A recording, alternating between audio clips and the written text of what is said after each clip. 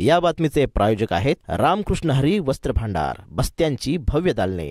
आमच्या शाखा नारायणगाव बायपास, नारायणगाव बाजारपेठ, निमगाव सावा, जांबूत, बेल्ढा, आळेफाटा, पारगाव, शिंगवे, ओतूर. आजच भेट द्या आपल्या जवळच्या शाखेला.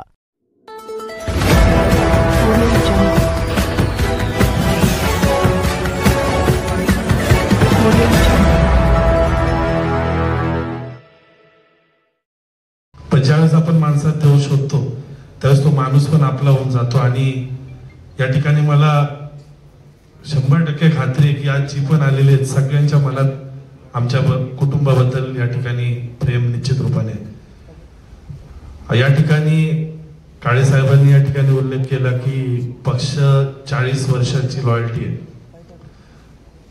ज्यावेळेस मुंबईला वडील पवार साहेबांच्या विचारांनी काम करत होते, ज्यावेळेस 1999 का 2000 साली राष्ट्रवादी काँग्रेस पक्षाची स्थापना झाली, आम्ही राहायला कांजूरमार्गला, प्रॉपर शिवसेना डॉमिनेटेड एरिया होता.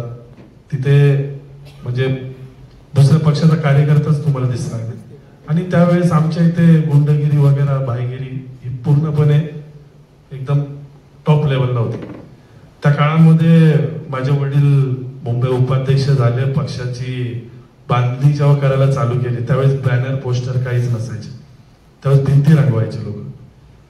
तर अक्षरशः लोक म्हणजे इतर पक्षाचे लोक त्याच्यावरती शाई फेक, डांबर फेक, खच्चीकरण करायचं काम चालू. समजा वडिलांबरोबर 4 कार्यकर्ते दिसले, त्यांना दुसऱ्या दिवशी पकडायचं, त्यांना त्रास द्यायचा, त्यांना अशी धमकी द्यायची जेणेकरून पक्ष वाढला नाही पाहिजे. पण माझे वडील कधीच त्या गोष्टीला म्हणजे त्या गोष्टीमध्ये कधीच त्यांनी हे नाही केलं की आपला कार्यकर्ता कसा आपल्याबरोबर राहील, कसा तो त्याची सुरक्षितता जास्त त्यांनी हे केलं. आणि असं करत करत करत पक्ष इतका वाढवला. माझी आई 2002 साली ज्यावेळेस पक्ष स्थापन झाला सगळ्यात पहिलं नगरसेवक तिकीट बृहन्मुंबई पालिकेचा माझ्या आईला भेटलं. त्यावेळेस आमच्याकडे थोडी संपत्ती कमी होती. त्यावेळेस आम्ही माझे वडील जॉबला होते त्यामुळे त्यावेळेस नव्हतं, तर त्यावेळेस थोडं आम्ही कमी पडलो. पण त्यावेळेस सुद्धा अख्ख्या बृहन्मुंबई पालिकेची हिस्ट्री बघा. 2003 साली राष्ट्रवादी काँग्रेस पक्षाच्या तिकिटावरती 6840 मतं माझ्या आईला पडले. समोरच्या कॅन्डिडेटला शिवसेनेच्या 2 टर्म्स नगरसेवकाला 7130 असं काहीतरी पडलं. आणि थोडं त्यावेळेस आपण कमी पडलो. पण त्यावेळेस अख्ख्या बृहन्मुंबई म्हणजे महानगरपालिकेमध्ये निवडून येणाऱ्या कॅन्डिडेटला पण एवढी मतं नव्हती जे राष्ट्रवादीचे निवडून आले. याचं मागचं कारण फक्त पक्षवाढी. शरद पवार साहेब दिसले म्हणजे त्याचं फार माझे वडील वेडे होते पवार साहेबांसाठी, अजितदादा. आणि आज खरं तर ते 40 वर्ष काम करत असताना आपलं पक्षासाठी किती कुटुंबाचं योगदान झालेलं आहे, किती घाम गळालेला आहे, किती वेळ गेलेला आहे, पण याची पर्वा न करता आपण उद्या पक्ष आपल्याला काही जबाबदारी देईल ते आपण पाळायला निश्चित रूपाने तयार आहे. आज माझ्या मागे वडील नाही तर आज तिकीट मागायला सुद्धा मला जास्त धावपळ करायला लागली नसते, कारण की त्यांचं निश्चित रूपाने त्यांनी हे तिकीट आणलंच. पण ठीक आहे, मला माहिती आहे मी जे आज काम करतोय त्यांचं गेल्यानंतर तर त्या निश्चित रूपाचं कुठेतरी फळ मला निश्चित रूपाने भेटेल. माझ्या परिवाराला या 40-50 वर्षाचा जो त्याग आहे समाजासाठी त्याचं कुठेतरी आम्हाला त्याची पोचपावती भेटेल. या इलेक्शनला उभं राहत असताना आपण सक्षम आहोत, आपण कॅपेबल आहोत, आपण समाजासाठी 24 तास वेळ देऊ शकतो, त्यामुळे आपण ही निवडणूक लढवत आहे. यासाठी कुठली प्रसिद्धी किंवा एक पद आम्हाला लागून जाईल किंवा आम्हाला काहीतरी मान सन्मान भेटेल याची आम्हाला कधीच गरजही नाही, त्याची आम्हाला अपेक्षा पण नाही. कारण की 24 तास माणसांमध्ये राहण्याची आमची नेचरच आमचं असं आहे की माणसं जोडायची, लोकांसाठी पळायचं, लोकांच्या सुखामध्ये आम्हाला आनंद भेटतो.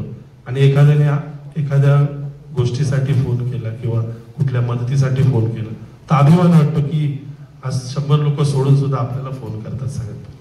तर ही आपली कामाई आहे.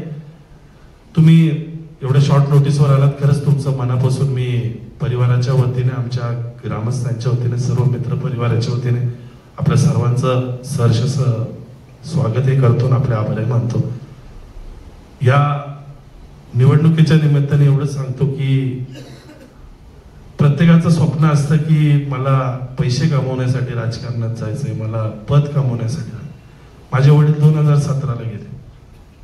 त्यांना म्हणजे त्यांचं स्वप्न होतं ते राहून